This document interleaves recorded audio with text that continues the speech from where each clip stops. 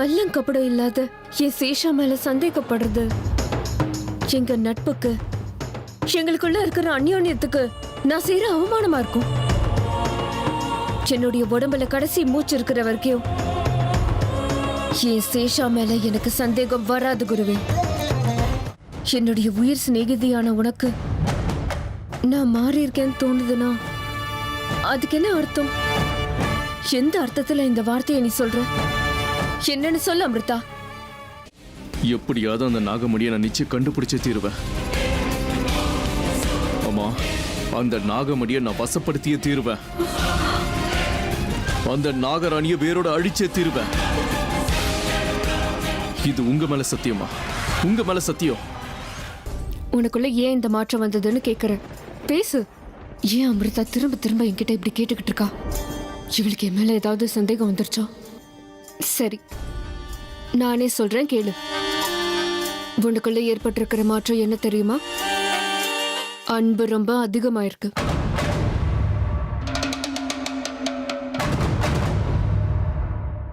ஆமா சிஷா, சமீபமாவே உனக்கு என் மேல அன்பு அதிகமாயிருக்கு.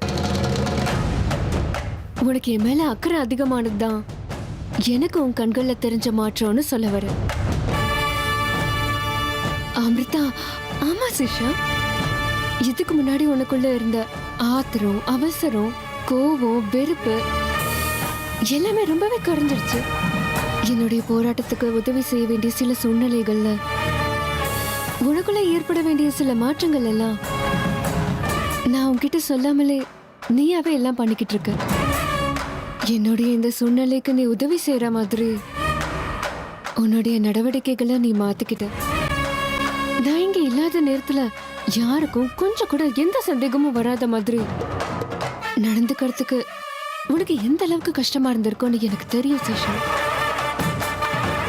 அமிர்தா, இதெல்லாம் உதவி இல்ல, என்னுடைய கடமை, அவ்வளவுதான். இல்ல சேஷா, என்னுடைய போராட்டத்துக்காக உன்னை மாத்திக்கிட்ட. எனக்கு நீ துணையா நிக்கிற. அத நினைக்கும் போது எனக்கு சந்தோஷமா இருக்கு. நான் ஆபத்துல மாட்டிக்கிட்டப்பெல்லாம் கொஞ்சம் கூட யோசிக்காம ஓடி வந்து எனக்கு உதவியா என் பக்கத்துல நின்ன பாரு. நம்ம நட்புக்கு நீ கொடுக்கற இந்த மரியாதையை பார்த்து எனக்கு ரொம்ப சந்தோஷமா இருக்கு. எனக்காக நீ உன்னோட உயிரை கூட பணயம் வைக்கிறதுக்கு கொஞ்சம் கூட தயங்கல. நீ காட்டுற இந்த அக்கறை அதை நினைக்கும் போது சந்தோஷமா இருக்கு. என் மேல அதிகமா இருக்கிற உன்னுடைய அன்பு, பாசம் எல்லாம் என்னால தெரிஞ்சுக்க முடியாதுன்னு நினைச்சியா? அதுக்காக நீ சூழ்நிலைக்கு ஏத்த மாதிரி மாறிட்டு உன்னுடைய அடிப்படை குணத்தையே விட்டு இந்த வீட்டுக்குள்ள ஏன் இடத்துல நின்று என்ன மாதிரி சமாளிச்சிருக்க? உன்னுடைய அந்த தியாகத்தை எல்லாம் நான் கவனிக்காம விட்டுட்டேன்னு நினைச்சியா சேஷா? உன்னுடைய இந்த மாற்றத்தை பத்தி தான் நான் பேசிக்கிட்டு இருக்கேன். சொல்லு, நீ செஞ்ச இந்த உதவிக்கு நன்றி கடன் எப்படி செலுத்துவேன்? நம்ம நட்புக்குள்ள நன்றி கடன் என்ற வார்த்தையே எதுக்கு வருது? நீ இந்த மாதிரி பேசுறது எனக்கு தர்ம சங்கடமா இருக்கு அமிர்தா. இத்தனைக்கும் நான் ஒன்னும் அவ்வளவு பெரிய தியாகம் எல்லாம் செய்யலையே. அப்படி சொல்றது உன்னுடைய பெருந்தன்மை சேஷா. ஆனா உன்னுடைய துணையும் உன்னுடைய உதவியும் எனக்கு இல்லைன்னா இன்னைக்கு நான் என்ன ஆயிருப்பேன்னு கூட எனக்கு தெரியல. உன்னோட இந்த கள்ளங்கப்படம் இல்லாத நட்பு தான் நான் இன்னைக்கு இந்த நிலைமையில இருக்கிறதுக்கு காரணமா இருக்கு. நீ எனக்கு நிழலா நிக்கிறதுனால தான் என்னுடைய லட்சியத்தை என்னால அடைய முடியுது. இதுக்கெல்லாம் எந்த வேலையும் போட முடியாதுன்னு தெரிஞ்சும் உனக்கு ஏதாவது கொடுக்கணும்னு தோணுது சேஷா. சொல்லு, உனக்கு என்ன வேணும்? அப்படின்னா நீ எனக்கு ஏதாவது கொடுத்தே ஆகணும்னு முடிவே பண்ணிட்ட போல இருக்கு. நான் என்ன கேட்டாலும் கொடுப்பியா? அதான் சொன்னேனே, இது வேணும்னு என்கிட்ட ஒரு வார்த்தை சொல்லு. எவ்வளவு கஷ்டமா இருந்தாலும் அதை நான் உனக்கு கொடுக்குறேன். ஏங்க அமிர்தா, அமிர்தா, நான் உள்ள வரலாமா?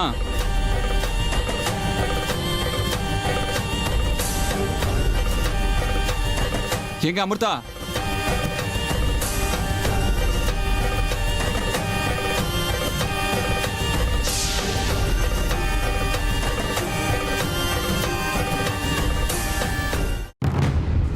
அம்மா அம்மா எழுந்துருங்கம்மா. அம்மா எழுந்துருங்க.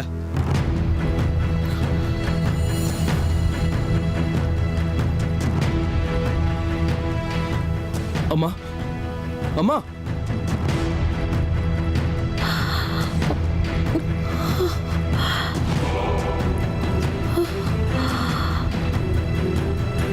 அம்மா கை கொடுங்க. எழுந்துருங்க. அம்மா கருணா, நான் உனக்கு இப்பவும் சொல்றேன்டா, இந்த பிடிவாதம் உனக்கு வேண்டாம்டா. கோவப்பட்டு இந்த மாதிரி தப்பு பண்ணாதே. அம்மா கொஞ்சம் நிதானமா நீங்களே யோசிச்சு பாருங்க. நான் இப்ப கோவமா ஆவேசமா பேசுனதுனால யோசிக்காம பேசவே இல்லம்மா. உங்க பார்வையில நீங்க சொல்றது சரியா இருக்கலாம். மக மேல இருக்கிற பாசம் உங்களை இப்படி எல்லாம் பேச வைக்குது. ஆனா இது வரைக்கும் நடந்த விஷயங்கள் எல்லாத்தையும் கொஞ்சம் நிதானமா யோசிச்சு பாருங்கம்மா. என்னென்னவோ நடந்து போச்சம்மா. முதல்ல சித்தப்பாவோட ஃப்ரெண்ட்ஸ், அதுக்கப்புறம் அந்த ஹர்ஷா, இப்ப சித்தப்பா, எல்லாரும் வரிசையா அந்த பாம்புக்கு பலியாகிட்டே இருக்காங்க. நாம அதெல்லாம் வேடிக்கை பார்த்துக்கிட்டு உட்கார்ந்துட்டு இருக்க முடியுமா? எதுக்கு? அதுக்குன்னு வீதியில போற காட்டேரிய நம்ம தலையில தூக்கி வச்சுக்க முடியுமா? அம்மா, அந்த காட்டேரி ஒண்ணும் வீதியில போகல. நம்ம குடும்பத்தை குறி வச்சு நம்ம குடும்பத்துல உள்ளவங்கள பலி வாங்குறா. பார்த்துக்கிட்டு எப்படிமா சும்மா இருக்க முடியும்? நீங்க தானே சொல்லிருக்கீங்க அந்த பாம்புக்கு நம்ம மொத்த குடும்பத்து மேலேயும் கோவம் இருக்குன்னு. சித்தப்பாவை கொன்னதுனால மட்டும் அதுக்கு நம்ம மேல இருக்கிற கோவம் போயிடும் நினைக்கிறீங்களா? இப்ப சித்தப்பா, நாளைக்கு அப்பா, அதுக்கப்புறம் நான், அதுக்கப்புறம் அர்ஜுன், அதுக்கப்புறம் நீங்க, இப்படி வரிசையை எல்லாரையும் பலி வாங்கிக்கிட்டே அது போகும். அதோட கோவம் அடங்காதுமா. கருணா, இப்படி எல்லாம் பேசாதடா. திரும்ப திரும்ப இந்த வீட்டுல சாவை பத்தி யாரும் பேச வேண்டாம். அப்படின்னா நாம எதிர்த்து நின்னு ஆகணுமா? கொலைகாரன் யாரும் தெரிஞ்சதுக்கு அப்புறம் அவன் கையில கோடாலி கொடுத்துட்டு அவன் முன்னாடி தலை குனிஞ்சு நிக்கிறதுல எந்த வித பிரயோஜனமும் இல்லமா? கருணா, நமக்கு எதிர்க்க நிக்கிறது ஒரு சாதாரணமான மனுஷன் கிடையாதுடா. அது ஒரு பாம்பு, சர்ப்பம்டா. உடம்பு நிறைய பழி வெறியும் விஷமும் நிறைஞ்சிருக்கிற ஒரு மோசமான சர்ப்பம். நாமெல்லாம் ஒண்ணு சேர்ந்து நின்னா நம்மள எந்த சக்தியாலையும் ஒண்ணு செய்ய முடியாதுமா. அதுவும் இல்லாம நான் ஒண்ணு இப்ப தனியா போராட போறேன்னு சொல்லலையே. என் கூட அப்பா இருக்காரு, பைரவ பாபா இருக்காரு. எல்லாரும் ஒண்ணா இருந்தா நம்மள எந்த சக்தியுமே எதுவுமே செய்ய முடியாதுமா. கருணா, எனக்கு நீ இருக்கிறது நீங்க 2 பிள்ளைங்க மட்டும் தாண்டா. உங்களுக்கு ஏதாவது ஆயிடுச்சுடா,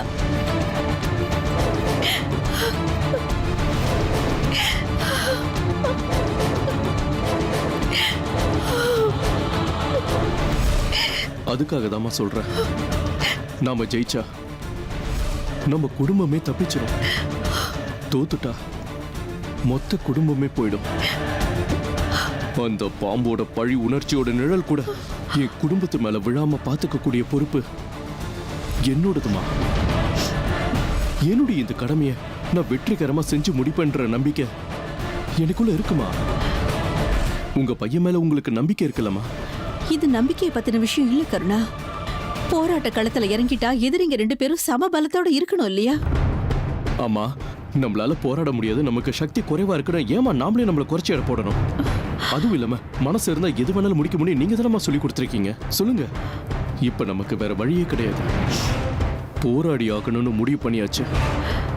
நாம ஜெயிச்சா மொத்த குடும்பமும் பொழைச்சிருமா? ஒருவேளை தோத்துட்டா மொத்த குடும்பமும் அழிஞ்சு போயிடும். முடிஞ்ச வரைக்கும் தோக்காம எப்படியா ஜெயிக்கிறதுக்கு முயற்சி பண்ணிக்கிட்டே இருக்கணும். எல்லாத்துக்கும் தயாராதாம நான் இந்த முடிவு எடுத்திருக்கேன். எனக்கு வெற்றி கிடைக்கணும்னு எனக்கு ஆசீர்வாதம் பண்ணுங்க. வார்த்தைகளால என் வாயை கட்டி போடுற கருணா, இதுக்கு மேல எல்லாம் அந்த கடவுளோட விருப்பம். அவர் இஷ்டப்படி நடக்கட்டும், அவ்வளவுதான்.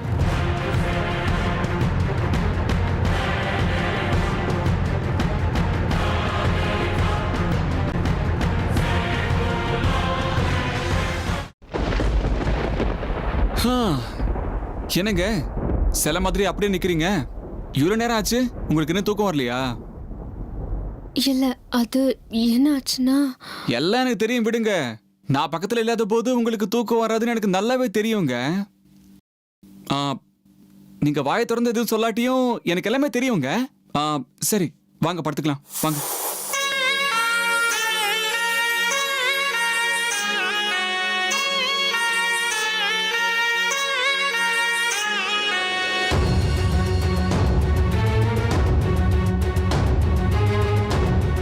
அதெல்லாம் எதுவும் தேவையில்லை. பாருங்க, உங்க இடம் எதுன்னு உங்களுக்கு தெரியும்ல. இவ்வளவு அழகா தங்க சிலை மாதிரி ஒரு பொண்டாட்டி பக்கத்துல இருக்கும்போது ஏதோ சன்னியாசி மாதிரி கீழே படுக்கிறதுக்கு எவ்வளவு கஷ்டமா இருக்கு தெரியுமா உங்களுக்கு? பாருங்க, இந்த முகத்தை பாருங்க. என் கஷ்டத்தை கொஞ்சமாவது நீங்க புரிஞ்சுக்கணுங்க. இல்ல குளிர்காலம் வேற ஆரம்பிச்சிருச்சு. என் மேல கொஞ்சமாவது கருணை காட்டுங்களா அமிர்தா. இதோ மேல உங்க பக்கத்துல படுக்க எனக்கு 6 அடிக்கு முன்னாடி இடம் கொடுங்களேன். நீங்க எப்படி பேசினாலும் சரி, என் மனசு கரைய போறதில்ல. எப்பவும் போல நீங்க கீழே படுத்து தூங்குங்க. சரி சரி விடுங்க. எனக்கு தன்மானம் இல்லைன்னு நினைச்சீங்களா? அங்கேயே போறேங்க. சரி, எனக்கு தூக்கம் வருது, நான் போய் தூங்குறேன். பாத்துக்கிட்டே இருங்க. கீழே படுத்து படுத்து கடைசியில் எனக்கு நிம்மதியே தான் வரப்போகுது. அப்பவும் அங்கதான் படுப்பேனே தவிர உங்க பக்கத்துல மட்டும் படுக்கவே மாட்டேன்.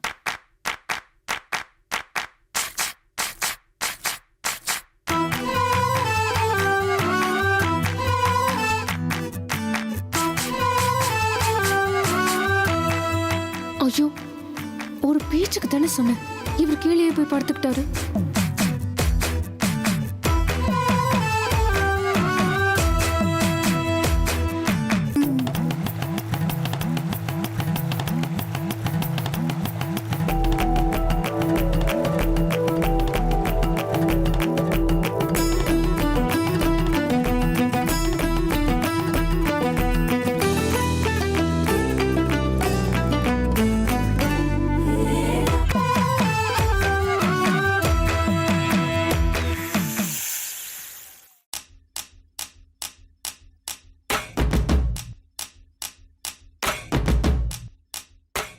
இல்லங்க, இவ்வளவு அழகான பொண்டாட்டி என் பக்கத்துல இருக்கும்போது சன்னியாசி மாதிரி நான் கீழே படுத்தா அது என் காதலுக்கே அவமானங்க. பாவம், தேவலோகத்துல இருக்கிற ரதியும் மன்மதனும் நம்மளை பத்தி என்ன நினைப்பாங்க? இல்ல, என்ன வேணா நடக்கட்டும், அவங்க மனசை வேதனைப்படுத்த என்னால முடியாது. நான் இங்க உங்க பக்கத்துல தான் படுப்பேன். என்ன ஆகுதோ ஆகட்டுங்க.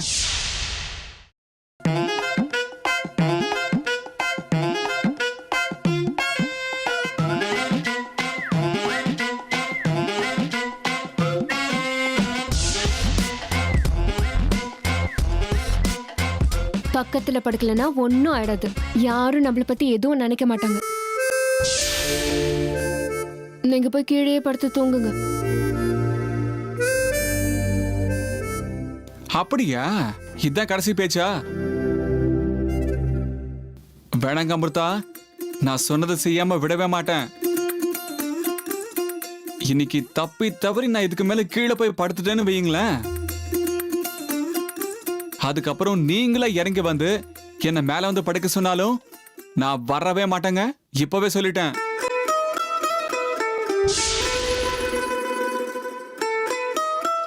அந்த மாதிரி எதிர்பார்ப்பெல்லாம் உங்களுக்கு வேண்டாம். நான் உங்களை கூப்பிடவும் மாட்டேன், நீங்க வரவும் வேண்டாம். எனக்கு ரொம்ப தூக்கம் வருது, நான் தூங்குறேன். வேணாங்க அமிர்தா, நான் சொன்னது அப்படியே செய்யறவன். சரி, இது பாருங்க, நான் 10 வரைக்கும் எண்றேன். அதுக்குள்ள நீங்களே என்கிட்ட வந்து என்ன கீழே படுக்க வேண்டாம்னு சொன்னா சரி. அப்படி இல்லைன்னா இனிமே என்னைக்குமே நீங்களே வந்து கேட்டல நான் மேல வந்து படுக்க மாட்டேன்.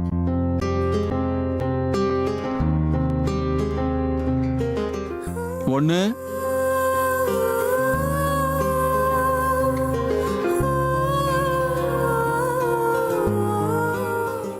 ரெண்டு, 3, 4,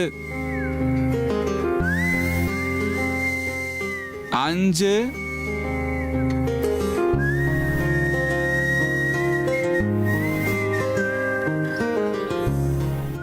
6,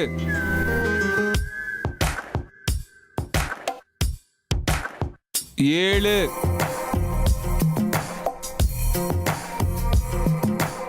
ரெண்டாவது வாட்டி 7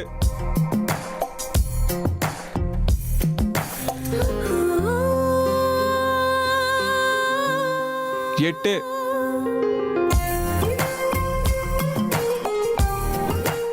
செகண்ட் டைம் 8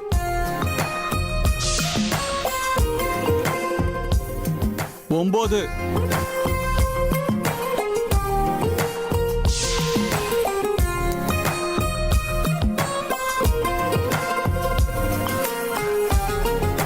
செகண்ட் டைம் 9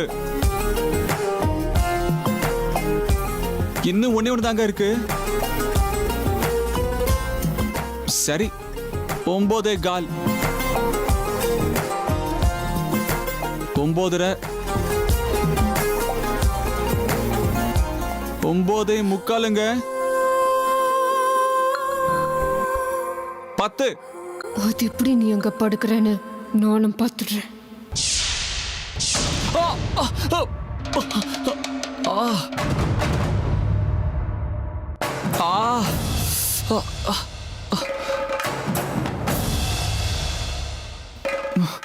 ஏங்க என்னங்க நீங்க பக்கத்துல படுக்கிறது பிடிக்கலன்னா வாயால சொல்லிருக்கலாம்ல, அதுக்குங்க இப்படி தள்ளி விடுறீங்க? பயங்கர ஸ்ட்ராங் தாங்க நீங்க. பாக்குறதுக்கு ஏதோ பல்லி மாதிரி ஒல்லியா இருக்கீங்கன்னு நினைச்சேன்.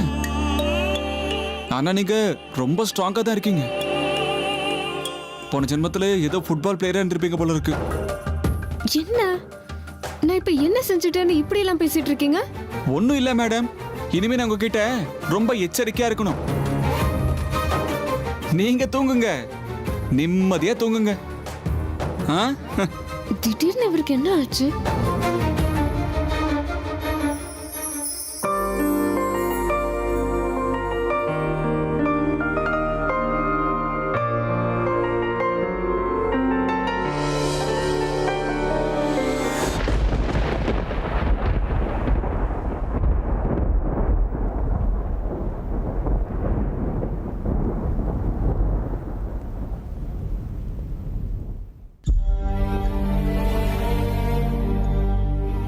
போராடி ஆகணும்னு முடிவு பண்ணியாச்சு.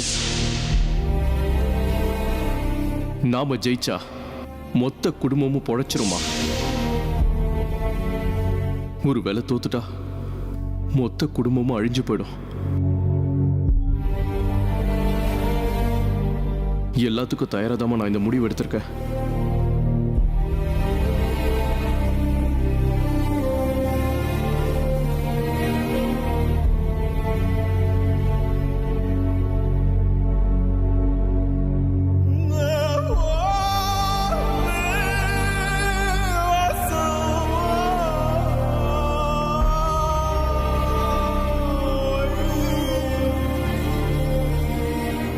ஹேமா, நீ எதுவும் சொல்லலைன்னாலும் எனக்கு நல்லா புரியுது. உன் மனசு வருத்தப்படுற மாதிரி கருணா ஏதாவது சொன்னானா? ஆமாங்க, எனக்கு என்னமோ அவன் நடந்துக்கிறதெல்லாம் பார்க்கும்போது ரொம்ப பயமா இருக்குங்க.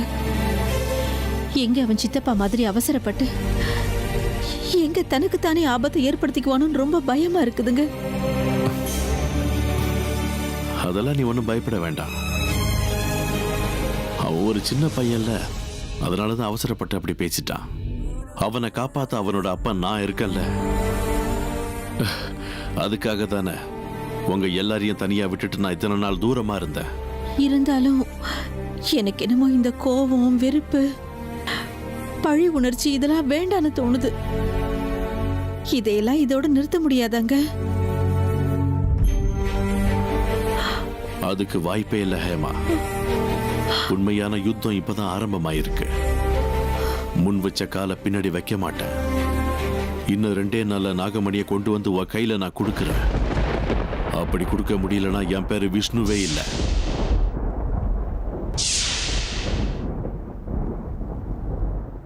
அப்படின்னா நாகமணி எங்க இருக்குங்கிறத கண்டுபிடிச்சிருவோங்கிற நம்பிக்கை உங்களுக்கு இருக்குல்ல?